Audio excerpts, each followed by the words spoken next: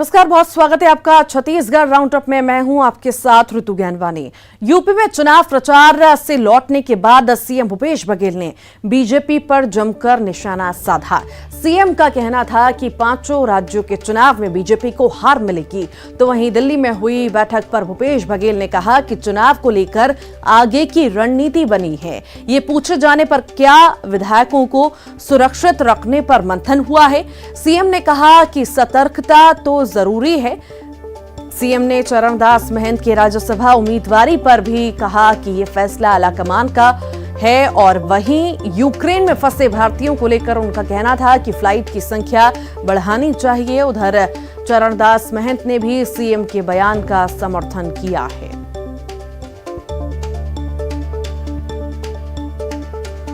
चुनाव हो गए, 2 चरण बाकी है।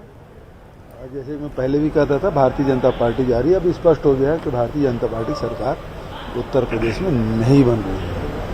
दिल्ली में डर कांग्रेस तो अंग्रेजों से नहीं डरेगी, किसी डरने की क्या जरूरत है, लेकिन चौकन्ना रहने की जरूरत है। ये लोग जिस स्तर पे जाकर प्रजातंत्र का गला घोटने का काम करते हैं, विधायकों को डरा धमका के खरीदने की कोशिश करते हैं, वो तो जग जाहिर है। सीनियर लीडर हैं, हमारे विधानसभा के अध्यक्ष हैं, और ये तय करने का काम हाईकमान का है।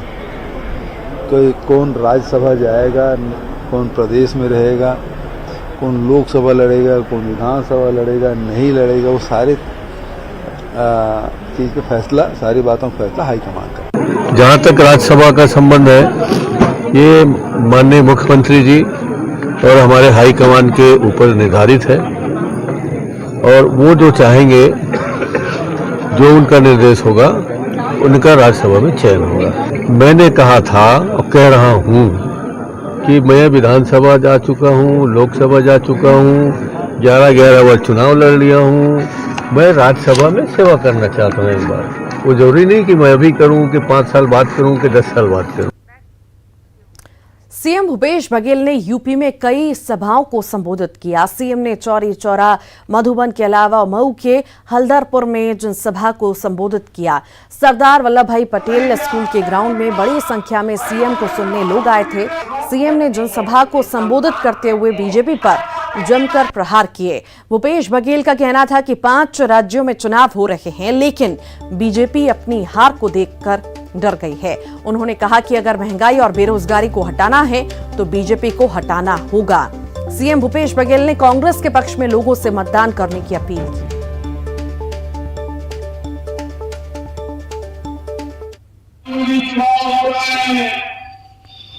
उत्तराखंड में हो गया मतदान, पंजाब में हो गया, गोवा में हो गया, मणिपुर और उत्तर प्रदेश के 2 चरण के चुनाव बचे। भारतीय जनता पार्टी गोवा हार चुकी है, उत्तराखंड हार चुकी है, पंजाब में सूबा का साथ है। 5 चरण के चुनाव के बाद भारतीय जनता पार्टी को पता चल गया कि सत्ता जाता है। 5 पेट्रोल और 10 डीजल में कमी नीति हुई नहीं। इसका मतलब ये है, महंगाई हटाओ, भाजपा भगाओ। अभी आप महंगाई हटाना चाहते हैं तो भारतीय जनता पार्टी को जयराम जी का नाम। बेरोजगारी, महंगाई, इससे लड़ाई लड़ना है, कांग्रेस के साथ होगी। छत्तीसगढ़ में कांग्रेस ने सदस्यता अभियान को तेज करने के लिए बड़ी बैठक की है और इसी बैठक में प्रदेश कांग्रेस अध्यक्ष सहित तमाम पदाधिकारी शामिल हुए। संगठन में तमाम स्तर पर सदस्यता अभियान को लेकर बैठकों का दौर चला। युवक कांग्रेस के लक्ष्य से दूर रहने पर अध्यक्ष मोहन मरकाम ने नाराजगी जताई। साथ ही होली तक लक्ष्य पूरा करने का निर्देश भी दिया। युवक कांग्रेस को 2.5 लाख नए सदस्य बनाने का लक्ष्य दिया गया था, लेकिन 36,000 सदस्य ही बने हैं। विधानसभा चुनावों से पहले कांग्रेस खुद को और मजबूत करने के लिए सदस्यता अभियान को जोर शोर से चलाने के मूड में है। तो वहीं राज्यसभा की खाली हो रही सीटों को लेकर मोहन मरकाम का कहना था कि इसे लेकर आला कमान फैसला लेगा और प्रदेश संगठन को इस पर सुझाव देने की जरूरत नहीं है। तो वहीं छत्तीसगढ़ प्रदेश कांग्रेस अध्यक्ष को लेकर उनका कहना था कि सितंबर में चुनाव होंगे। ये पूछे जाने पर कि क्या वो दोबारा इस पद पर बने रहना चाहते हैं, मोहन मरकाम ने जवाब नहीं दिया, केवल वो मुस्कुरा दिए।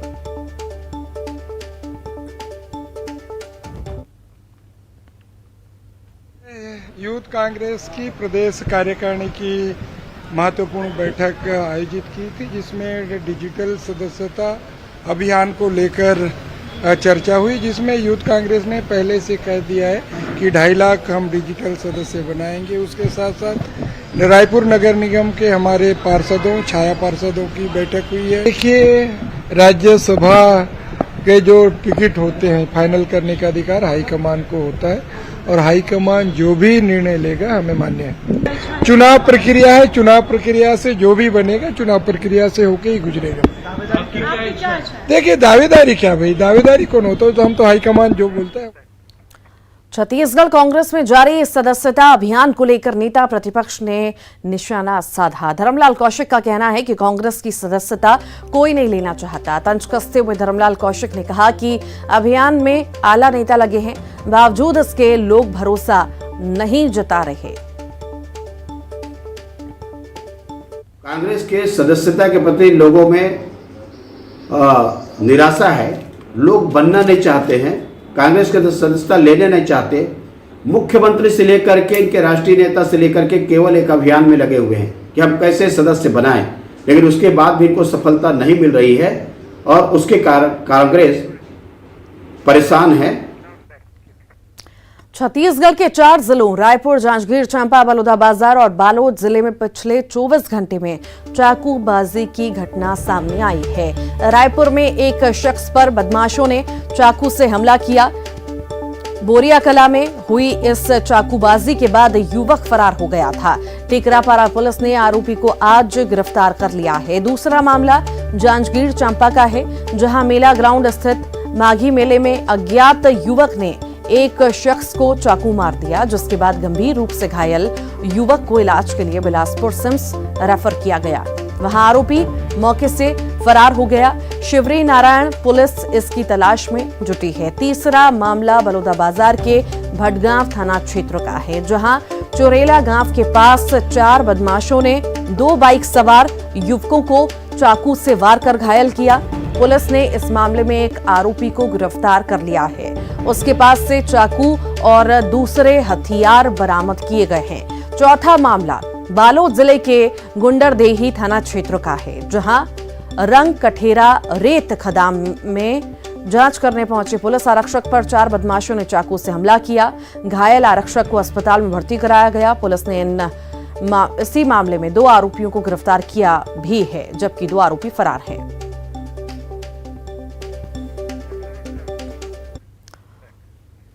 उधर छत्तीसगढ़ में लगातार हो रही चाकूबाजी पर राजनीति भी शुरू हो चुकी है। नेता प्रतिपक्ष धर्मलाल कौशिक ने प्रदेश में बढ़ती चाकूबाजी की वारदात को लेकर प्रदेश सरकार पर निशाना साधा। उन्होंने कहा कि प्रदेश में लगातार रोज चाकूबाजी की घटनाएं हो रही हैं और सरकार हाथ पर हाथ रखकर बैठी हुई है। लगातार चाकूबाजी की घटना हो रही है। वास्तविक में गृह मंत्री जी और गृह विभाग सोए हुए हैं, क्या कर रहे हैं ये जनता को मालूम ही नहीं हो रही है। लेकिन पूरे प्रदेश में कानून व्यवस्था की स्थिति ठप हो गई है, प्रशासन पूरा ठप हो गया है और अपराधियों का मनोबल इस कदर बढ़ा हुआ है कि जब चाहे जिसको चाहे चाकू से उसको वार करे, चाकू से भोग दे, चाकू से उसको मारे। और जिस प्रकार से लगातार घटनाएं हो रही है, लेकिन घोर निद्रा में ये सरकार सोई हुई है। पूर्ण पद पे बैठा हुआ व्यक्ति ये 1-2 घटनाओं के आधार पे पूरे प्रदेश की कानून व्यवस्था पे सवाल खड़ा कर रहा है, यह दुर्भाग्यजनक है। छत्तीसगढ़ में हमारी सरकार ने नागरिकों के जीवन जीने के लिए भयमुक्त वातावरण देने का पूरा प्रयास किया है और आज छत्तीसगढ़ में कानून व्यवस्था की स्थिति सुदृढ़ हुई है। राज्य में अपराधों की संख्या कम हुई है। NCRB के आंकड़े बताते हैं कि छत्तीसगढ़ महिलाओं के लिए देश में सबसे सुरक्षित राज्यों में से एक है। छत्तीसगढ़ जिस नक्सलवाद के नाम पे सबसे ज़्यादा विख्यात था, कुख्यात था, उन नक्सलवादी घटनाओं में 57% की कमी हुई है। बालोद जिले के ग्राम जुंगीरा बंजारी धाम में आयोजित संभाग स्तरीय चंद्र नाहु कुर्मी क्षत्रिय समाज के अधिवेशन में प्रदेश के गृह मंत्री ताम्रध्वज साहू और नेता प्रतिपक्ष धर्मलाल कौशिक शामिल हुए। कार्यक्रम में शरीक होने से पहले गृह मंत्री और नेता प्रतिपक्ष PWD रेस्ट हाउस में एक दूसरे के सामने आमने हुए और जब गृह मंत्री ताम्रध्वज साहू रेस्ट हाउस से निकल रहे थे तब नेता प्रतिपक्ष का आगमन हुआ और इसी दौरान दोनों आमने सामने हुए। दोनों ने गर्मजोशी से हाथ मिलाकर एक दूसरे का अभिवादन किया। वहीं नेता प्रतिपक्ष धर्मलाल कौशिक ने गोबर से बिजली बनाने समेत हुए 2 MOU पर कहा कि गोबर से बिजली बनाने की बात तो दूर, प्रदेश सरकार के काम सिर्फ कागजों और फाइलों तक सीमित हैं। इसके अलावा उन्होंने राहुल गांधी द्वारा छत्तीसगढ़ के हर जिले में फूड पार्क बनाने वाले बयान पर कहा कि राज्य सरकार अपने नेता से झूठा बयान दिलवा रही है, जिस पर गृह मंत्री ताम्रध्वज साहू ने पलटवार किया।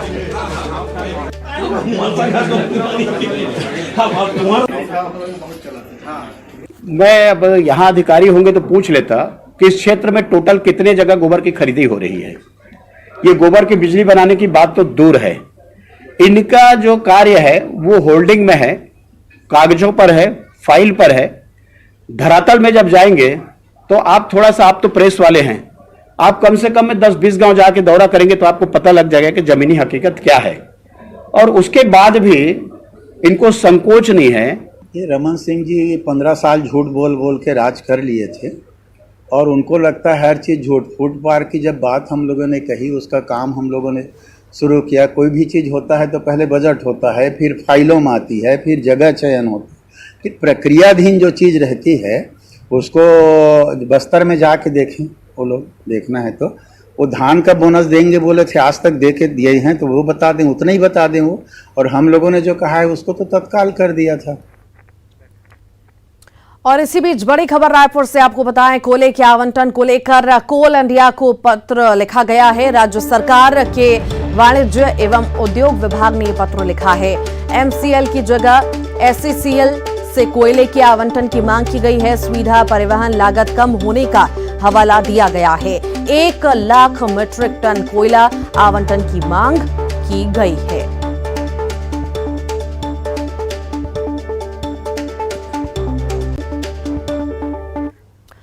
और इसी बीच बड़ी खबर आपको इंदौर से बता दें, ढाबे पर संचालित देह व्यापार के अड्डे पर पुलिस ने दबिश दी है। क्राइम ब्रांच और बाणगंगा थाना पुलिस ने संयुक्त कार्रवाई की है। पुलिस ने संदिग्ध अवस्था में 8 पुरुष और 7 युवतियों को गिरफ्तार किया है। बाणगंगा थाना पुलिस ने आरोपियों के विरुद्ध प्रकरण दर्ज किया है।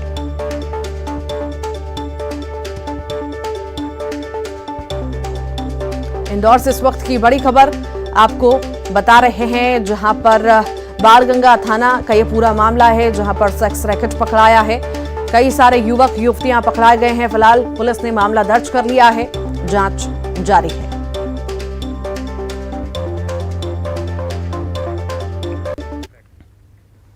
और इसी के साथ ही यहां रुक रहे हैं एक छोटे से ब्रेक के लिए।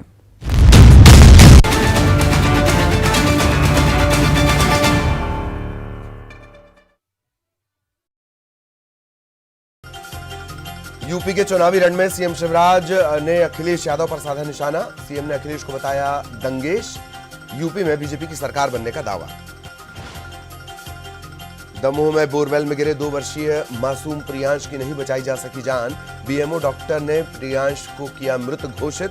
रेस्क्यू से करीब 2 घंटे पहले हो चुकी थी बच्चे की मौत। ग्वालियर हाईकोर्ट का पत्नी से मारपीट करने वाले पति को अनूठा आदेश। 1 महीने ससुराल में बिताने की कही बात, तब जाकर होगी कार्रवाई। गृह मंत्री नरोत्तम मिश्रा की जागरूकता रैली में कलेक्टर संजय कुमार चक्कर आने से गिरे। कलेक्टर के पैर में आई गंभीर चोट, जिला अस्पताल में भर्ती। रूस और यूक्रेन के युद्ध विराम के लिए नरसिंहपुर के गाडरवाड़ा में गायत्री मंदिर में यज्ञ। समाज सेवियों ने किया हवन। युद्ध के जिम्मेदार नेताओं की सद्बुद्धि के लिए प्रार्थना। मुरैना में अवैध डंप रेत पर पुलिस की दबिश, 100 ट्रॉली से ज्यादा अवैध रेत जब्त, प्रशासन ने की जब्ती। धार के अंबाड़ा में सड़क हादसे में 2 मजदूरों की मौत, 5 मजदूर घायल, बाइक से टक्कर के बाद पलटा वाहन। ग्वालियर में चल रहे स्वच्छता अभियान को देखकर नाराज हुए निगम आयुक्त, सफाई कर्मियों को लगाई फटकार, कहा नेतागिरी करने वाले कर्मचारी घर जाएं। रायसेन में बंदरों के आतंक से ग्रामीण परेशान, भोपाल सागर मार्ग पर लगाया जाम, वन विभाग ने बंदरों को पकड़ने के लिए बनाई 14 सदस्यीय टीम। न्यूज 18 से खास बातचीत में बोले विधानसभा अध्यक्ष गिरीश गौतम, कहा प्रश्नकाल में महिला विधायकों से जुड़े सवालों पर होगी चर्चा, बेहतर काम करने वाले विधायकों मंत्रियों का होगा सम्मान। सिंगरौली में स्वच्छता सर्वेक्षण के तहत हाफ मैराथन का आयोजन, 3000 से ज्यादा प्रतिभागियों ने लिया हिस्सा, सांसद रीति पाठक भी रही मौजूद। सिंगरौली के धनहरा गांव में कुएं में गिरा भालू, आवाज सुनकर कुएं के पास पहुंचे लोग, वन विभाग ने भालू को कुएं से बाहर निकालकर जंगल में छोड़ा। इंदौर में हिट पुलिस अभियान की शुरुआत, राजवाड़ा से 5 किलोमीटर की साइकिल यात्रा पर निकले 150 पुलिस अधिकारी और कर्मचारी, साइकिलिंग के जरिए फिट रहने की कवायद। ग्वालियर में एम्बुलेंस ने आटा चक्की संचालक को रौंदा, मौके पर मौत, एम्बुलेंस चालक के खिलाफ मामला दर्ज। रीवा में बोलेरो से आए 6 नकाबपोश युवकों ने बाइक सवार पर बोला हमला, युवक की लाठी डंडों से पीट कर हत्या, परिजनों ने बुलाने गए रिश्तेदार पर ही हत्या करने के लगाए आरोप। दतिया में चोरों ने 2 डॉक्टर्स के घर को बनाया निशाना, नकदी और जेवरात समेत 2 लाख से ज्यादा का माल साफ, सीसीटीवी में कैद हुई चोरी। खरगोन जिले में अवैध शराब की धरपकड़ जारी, आबकारी विभाग ने 3 गांवों में दी दबिश, 75 लीटर शराब और 2000 किलोग्राम महुआ लहान जब्त। ग्वालियर के न्यू साकेत नगर के एक मकान में स्पाइडरमैन की तरह आया चोर, घर में नकदी और जेवरात गायब, सीसीटीवी में कैद हुआ चोर। बैतूल में शिवधाम भोपाली में श्रद्धालुओं के लिए रेड अलर्ट, पहाड़ी में गुफा मंदिर वाले हिस्से में चौड़ी दरार, कभी भी धंस सकती है पहाड़ी। सतना में बेजुबान जानवरों के लिए कब्रगाह बनी गौशाला, व्यवस्था नहीं होने से जानवरों की हो रही मौत, ग्रामीणों ने सरपंच सचिव पर लापरवाही के आरोप लगाए। यूक्रेन से लौटे छत्तीसगढ़ के छात्र मुख्यमंत्री से मिले, सीएम भूपेश बघेल ने बुके देकर किया छात्रों का स्वागत, छात्रों ने यूक्रेन के हालात की मुख्यमंत्री को दी जानकारी।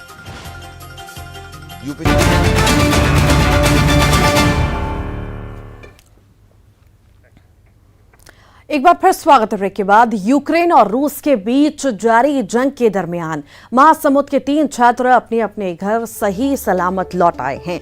यूक्रेन से वापस आने वाली फ्लाइट में छत्तीसगढ़ के 6 स्टूडेंट्स शामिल रहे। वापस लौटे छात्रों को खुद सीएम भूपेश बघेल ने रिसीव किया और उन्हें छत्तीसगढ़ सदन भी लेकर गए और उनका हालचाल जाना। लौटने वाले छात्रों में फरफौद निवासी पारस साहू, सिंधौरी निवासी राहुल पटेल और दीपक साहू शामिल हैं। तीनों यूक्रेन के उजरोद शहर से वापस लौटे हैं, जो वहां रहकर एमबीबीएस की पढ़ाई कर रहे थे। 5 दिनों से वहां था, तो मैं यही सोच रहा था, बार बार इसको कांटेक्ट करते थे, कैसे हो, क्या कर रहे हो, ये सब चीजें, और डर भी लगा रहता था, ये सब चीज है। अब उसको बहुत बहुत आभार व्यक्त करता हूँ केंद्र सरकार, राज्य सरकार को। जब बच्चा आ गया जी, कैसा फील कर? बहुत अच्छे, बहुत खुशी लग रहा है। जब यूक्रेन में ये सब चालू हुआ तो सबसे पहली बात हम ये कोशिश कर रहे थे कि हमें जल्द से जल्द वापस घर लाने की कोशिश की जाए, और जो बच्चे वहाँ पर फंसे हुए हैं उनको भी जल्द से जल्द घर वापस लाने की कोशिश करी जाए। केंद्र सरकार और राज्य सरकार दोनों मिलकर इसमें पूरी कोशिश कर रही है कि जितने भी बच्चे वहाँ हैं सबको सही सलामत घर वापस लाया जाए की कोशिश कर रही है। मैं जिस शहर में था उस शहर का नाम उजरोद है।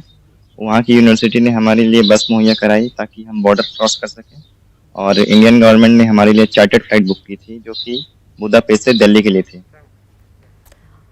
छत्तीसगढ़ के सुकमा जिले के भेजी थाने में 19 नक्सलियों ने सरेंडर किया है। इसमें 4 महिला नक्सली भी शामिल हैं। आपको बता दें कि सरेंडर करने वाले इन नक्सलियों में से 3 पर 1 लाख का इनाम घोषित था। एसपी सुकमा ने भेजी थाने में नक्सलियों के सरेंडर करने की पुष्टि की है। इस मौके पर सीआरपीएफ के अधिकारी और जवान भी मौजूद रहे। सरेंडर नक्सलियों को शासन की ओर से निर्धारित 10,000 रुपए की प्रोत्साहन राशि दी गई। एसपी आजने वैष्णव ने कहा कि इन नक्सलियों को शासन की पुनर्वास नीति का लाभ दिया जाएगा।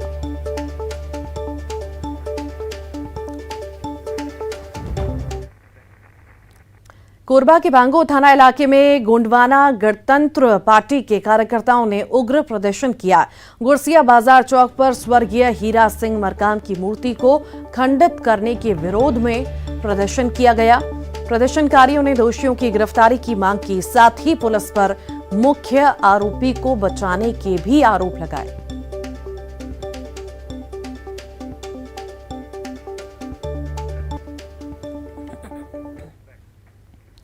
बलौदा बाजार में बजट को लेकर लोगों को राहत की उम्मीदें हैं। लोगों का कहना है कि बजट ऐसा होना चाहिए जिससे लोगों की आमदनी बढ़ सके, साथ ही किसानों को लाभ हो सके। तो वहीं महिलाओं का कहना है कि उम्मीद है कि महंगाई से राहत मिलेगी।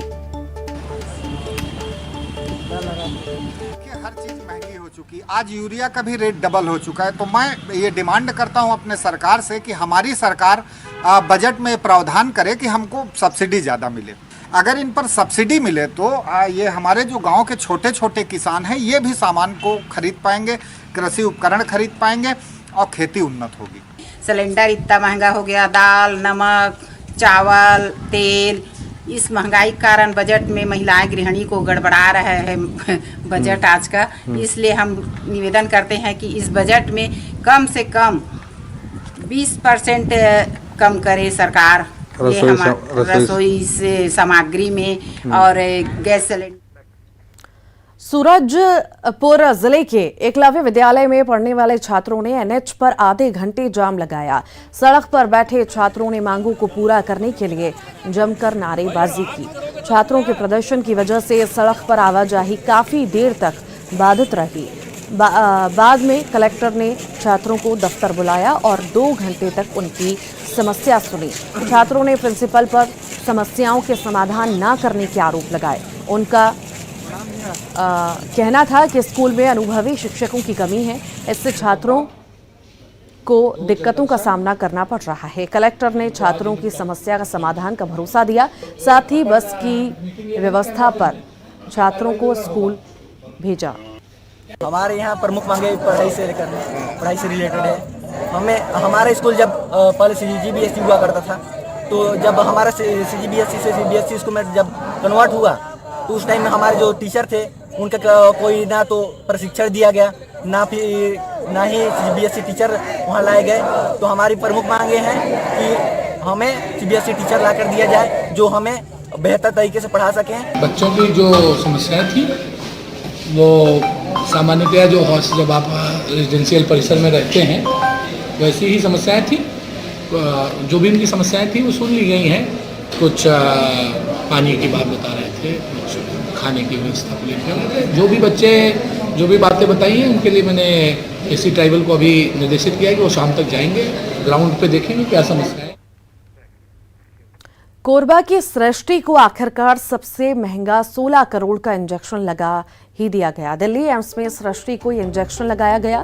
एम्स अस्पताल की डॉक्टर शेफाली के साथ सदस्य डॉक्टरों की टीम ने इस प्रक्रिया में अपना योगदान दिया। आपको बता दें कि सृष्टि गंभीर और दुर्लभ बीमारी स्पाइनल मस्कुलर एट्रोफी टाइप 1 नामक गंभीर बीमारी से पीड़ित हैं, जिसके लिए डॉक्टरों ने 16 करोड़ रुपए कीमती जोलगेजमा इंजेक्शन लगाने की सलाह दी थी। लेकिन सृष्टि के पिता सतीश कुमार रवि SECL के दीपका परियोजना में ओवरमेन के पद पर कार्यरत हैं और इतने भारी कीमती इंजेक्शन उनके बस की बात नहीं थे। ऐसे में कोल इंडिया प्रबंधन ने सृष्टि की मदद की और उसे 16 करोड़ का इंजेक्शन लगवाया गया, जिसके बाद 2 साल की सृष्टि के घर में जश्न का माहौल है। उसके पिता ने इस मुहिम में मदद करने वालों का आभार जताया है।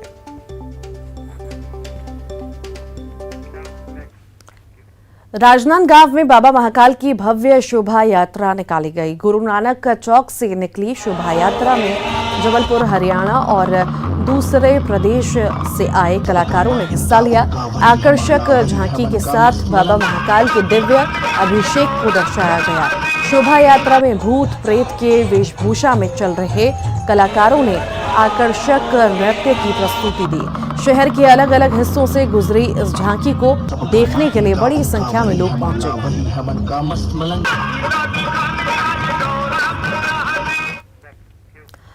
और इसी के साथ ही फिलहाल के लिए बुलेटिन में इतना ही। खबरों का सिलसिला लगातार जारी है।